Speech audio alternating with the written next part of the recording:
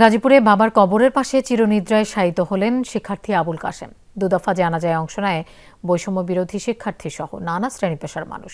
হত্যার বিচার সহ আওয়ামী লীগের রাজনীতি নিষিদ্ধের দাবি জানান তারা। জিএমপি কমিশনার জানান, জড়িত সবাইকে গ্রেফতারে অভিযান চলছে। আবুল কাশেমের অন্তিম যাত্রা। বোটবাজার এলাকায় বাবার কবর, তার পাশেই দাফন করা হয় এই শিক্ষার্থীকে।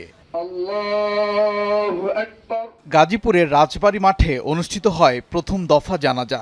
অংশ নেন প্রশাসনের কর্মকর্তা সহ বৈষম্য বিরোধী ছাত্র আন্দোলনের সদস্যরা।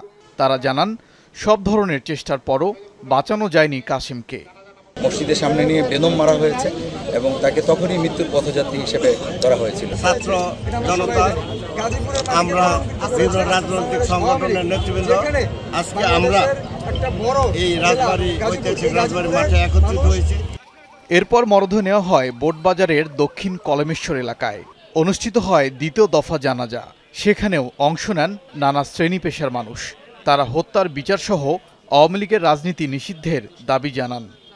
আমরা চাই না আগামীতে এরকম কোনো ঘটনা ঘটুক, যার কারণে আওয়ামী লীগকে নিষিদ্ধ করার আমরা জোর দাবি জানাচ্ছি। যদি এই বিচার সুষ্ঠুভাবে এই সরকার না করতে পারে, তাহলে সরকার ব্যর্থ হিসেবে প্রমাণিত হবে জনগণের সামনে।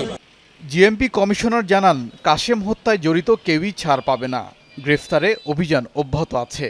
আমরা পুলিশ জনগণেরকে নিয়ে সকল সন্ত্রাসীকে দমন করতে চাই, সকল ক্রাইমকে দমন করতে চাই, ক্রিমিনালকে আইনের আওতায় আনতে চাই। গেল 7 ফেব্রুয়ারি ধীরাশ্রম এলাকায় ফাঁদে ফেলে শিক্ষার্থীদের ওপর হামলা চালানো হয়। পিটিয়ে ও কুপিয়ে গুরুতর জখম করা হয় কাশেম সহ অন্তত 20 জনকে। গতকাল বুধবার চিকিৎসাধীন অবস্থায় মারা যায় আবুল কাশেম। ওবায়দুর রহমান, যমুনা নিউজ।